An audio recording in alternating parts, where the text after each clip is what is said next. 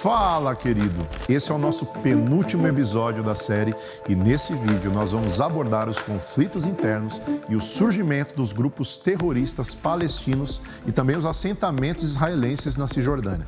Caso esse seja o seu primeiro vídeo da série, temos aqui no card a parte 1 e a parte 2, que vão te dar uma visão mais ampla sobre o tema. Os links também estarão disponíveis aqui embaixo, na descrição do vídeo. Aproveita e dá aquele like legal e abençoe esse canal. Eu sou Rafael Querido e você está no FQ Curiosidades. Entre Israel e o grupo terrorista Hamas. Aumenta a violência nos confrontos entre israelenses e palestinos. O grupo terrorista Hamas. Israel entrou. A relação entre israelenses e palestinos foi tensa desde o começo do governo britânico sobre a Palestina, por conta do início do regresso do povo judeu para sua terra de origem, na década de 20 e 30 e principalmente na década de 40, em decorrência do Holocausto e logo após por conta da criação do Estado de Israel em 1948. Mas a relação ficou realmente inflamada em 1967.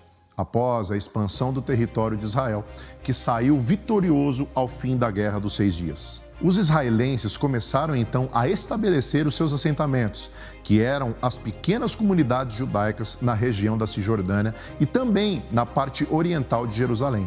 Territórios que antes estavam sob domínio da Jordânia e eram habitados em boa parte por palestinos. Você pode entender melhor esse período assistindo nosso segundo vídeo da série. Hoje, quase 500 mil de israelenses vivem nas áreas ocupadas da Cisjordânia, conhecidas como assentamentos, que são bairros protegidos por cercas, muros e principalmente pela Força Militar de Israel. E os israelenses que vivem nessa área são conhecidos como colonos. Ao fim da Guerra dos 6 Dias, os assentamentos foram avançando cada vez mais por conta da chegada de israelenses à região conquistada, o que foi visto como uma afronta pelos palestinos que ali estavam, porém, em território de Israel. Com o crescimento populacional israelense e a diminuição do território ocupado por palestinos, começaram a ser frequentes os confrontos civis, que perduram até hoje em diferentes regiões, mas em suma, pelo mesmo motivo. Pouco antes do início dos assentamentos, um grupo começou a ganhar notoriedade mundial e ser um dos principais destaques nessa guerra civil que já dura dezenas de anos. A OLP, Organização para a Libertação da Palestina, liderada por Yasser Arafat, o líder palestino que na verdade era egípcio, dividiu opiniões. Para alguns, um diplomata salvador e para a maioria, um genocida terrorista. O fato é que a OLP era uma colisão de movimentos políticos paramilitares e tinha 3 claros e principais objetivos em seu estatuto: exterminar o Estado de Israel, fomentar o retorno dos palestinos ao território israelense e criar um Estado palestino único. A OLP foi responsável por diversos ataques terroristas contra Israel, inclusive ataques internacionais, entre eles o famoso sequestro e assassinato de 11 atletas israelenses nas Olimpíadas de Munique, na Alemanha. O ato terrorista desencadeou uma resposta por parte de Israel, que durou cerca de 20 anos. A operação foi nomeada como Cólera de Deus, uma ação do Mossad, grupo de inteligência e espionagem de Israel, que em contra-ataque matou dezenas de conspiradores espalhados pela Europa que teriam ajudado no planejamento e na execução da tragédia de Munique, além de ter executado alvos palestinos de alta patente em uma ação no interior do Líbano. Fato é que estes acontecimentos, juntamente com discussões sem resultados, crises econômicas, avanços dos assentamentos, a superlotação nos territórios ocupados e etc., só serviram para aumentar e muito a tensão na região de Israel. Foi quando, em 1987, a população palestina, incitada e manipulada por radicais que queriam se promover, iniciou uma série de protestos violentos que se tornaram verdadeiros atos de terror, sendo necessária a intervenção do exército israelense. Incêndios, saques, brigas, apedrejamento dos militares israelenses, o terrorismo e a inflamação popular palestina ficou conhecida como Intifada, que em árabe significa levante, e ganharia mais força ainda no ano seguinte, em 1988, quando a Jordânia abre mão das suas pretensões na Cisjordânia, reconhecendo e tornando a OLP o único representante legítimo do povo palestino Esta primeira intifada, ou Guerra das Pedras, como também ficou conhecida, durou 6 anos e só encerrou em 1993 com o Tratado de Paz de Oslo entre Israel e a OLP, mediado também pelos Estados Unidos. O Acordo de Oslo foi muito importante por alguns motivos. O primeiro, por conta da iniciativa de ambos os lados colocarem um ponto final nos conflitos internos e principalmente porque, em decorrência do tratado, surge em seguida a ANP, Autoridade Nacional Palestina, que anos mais tarde, em 2013, adotou oficialmente o nome de Estado Palestino, tendo reconhecimento de 139 países da ONU. O Acordo de Oslo também teve outro desfecho importante que foi a autonomia parcial da Palestina sobre a Cisjordânia e Gaza, sendo que a Cisjordânia ficava dividida em 3 setores administrativos, nomeados de áreas A, B e C.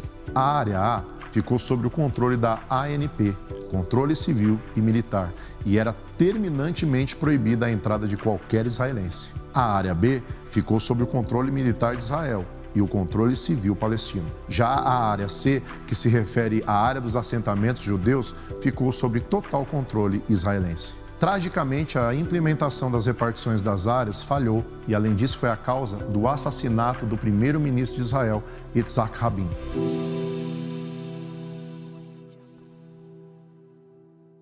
Fala, queridos. Estamos aqui, querido.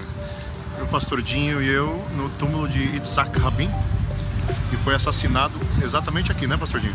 Isso, ele fez um acordo, entregou terras, né? Hoje a faixa de Gaza existe, controlada pelo Hamas, por causa desse acordo que foi feito, que na verdade assim, trouxe paz somente com a Jordânia, mas com os palestinos aumentou o conflito e deu uma legalidade e um território para eles.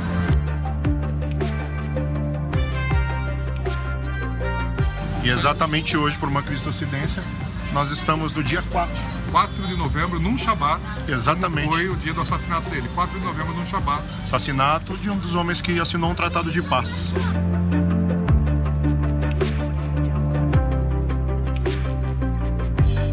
No dia 4 de novembro de 1995, quando cerca de 100 mil manifestantes ouviam seu discurso político e cantavam pela paz com os palestinos. Yitzhak Rabin, após o seu discurso, estava a caminho do seu carro quando o assassino Igal Amir, estudante de direito de 25 anos, que estava escondido atrás do palco, o abordou e acertou 2 tiros. Amir foi preso no local do crime e, mais tarde, condenado à prisão perpétua. O assassino era um radical israelense de direita que se opunha ao diálogo com os palestinos. Nos anos seguintes ao Tratado de Oslo e após o fiasco da tentativa de paz que ficou conhecida como Cúpula de Camp David, no ano de 2000, a situação entre as comunidades continuava tensa. Confrontos, mortes, vandalismo continuaram a ser frequentes entre as comunidades. Ainda em 2000, um mês antes do assassinato de Yitzhak Rabin, teve início a segunda intifada, que teria sido desencadeada pela visita de Ariel Sharon até o Monte do Templo, ou Esplanada das Mesquitas, como também é conhecida a área de Jerusalém. Na época, Sharon era candidato a primeiro-ministro e a sua visita teria sido vista como uma afronta ao povo árabe, apesar do local ser a região mais sagrada do mundo para os judeus. A segunda intifada foi absurdamente mais sangrenta que a primeira e terminou somente em 2005, com a retirada das tropas israelenses de Gaza. Então, no ano 2002, Israel fez uma demarcação de seu território ao longo da Cisjordânia para a proteção da sua soberania territorial e também de sua população, através de um gigantesco muro de concreto que hoje totaliza pouco mais de 760 quilômetros. Apesar de muitas críticas internacionais e dos apelos pela sua destruição, o governo israelense manteve a sua iniciativa. Após o final da segunda intifada e com a retirada das tropas israelenses de Gaza em meados de 2006, o grupo terrorista Hamas, Movimento de Resistência Islâmica, assume o controle da faixa de Gaza, estando até os dias de hoje liderando a região e incitando diversas rebeliões do povo palestino contra os exércitos de Israel. Hamas, em árabe, é um acrônimo para Movimento de Resistência Islâmica, que teve origem em 87, após o início da primeira intifada palestina, contra a ocupação israelense da Cisjordânia e da faixa de Gaza. Em seu estatuto, o Hamas também se comprometeu com a destruição de Israel. Fato é que os conflitos entre Israel e Palestina nunca cessaram de verdade. Em alguns períodos da curta história da reestabelecida nação de Israel, ficaram mais brandos, mas não chegaram a um cessar-fogo fixo. Infelizmente, grande parcela da culpa se dá à interferência de grupos terroristas como Hezbollah e Hamas, que manipulam ocasiões midiáticas para obterem apoio popular mundial e principalmente para receberem financiamento para a guerra interna. Os investimentos vêm de outros países árabes inimigos de Israel, como o Irã, por exemplo. Também existe apoio de uma mídia mundial que é parcial. Com isso, os terroristas conseguem gerar uma grande comoção popular e assim mantém sempre o povo palestino e uma grande parte das outras nações inflamadas contra Israel.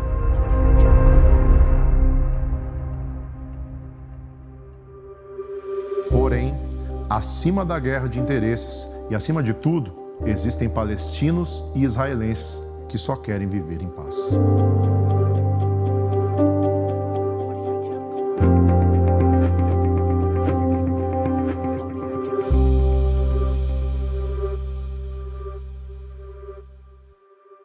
No nosso próximo vídeo dessa série, iremos falar a respeito da importância de Jerusalém no Oriente Médio e no mundo. E por que essa pequena cidade é tão visada e tão disputada a sangue por diversos povos há milênios.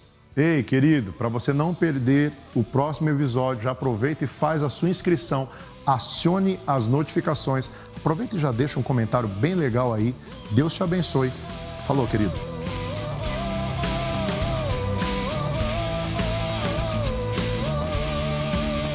Eu sou do seu reino, sacerdócio real, nação escolhida, pátria santa eterna.